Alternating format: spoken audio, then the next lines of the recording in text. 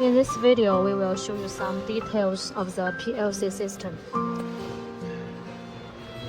Here we can see from this screen, here is the machine structure and the flow chart. And at the left top corner, we can see there is a temperature item, which is the actual temperature of the oil heating. For example, now it is 50 degrees for the oil.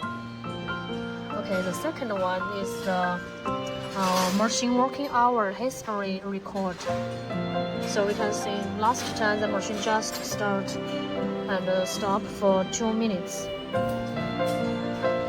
And then the last one is off timer, which is the function for users to shut down the machine by setting the working hours.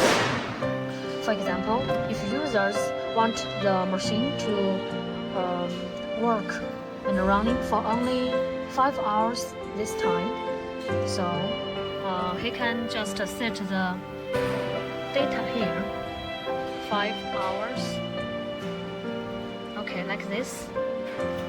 And then you after this setting, and then you start the machine, and machine will stop automatically after 5 hours.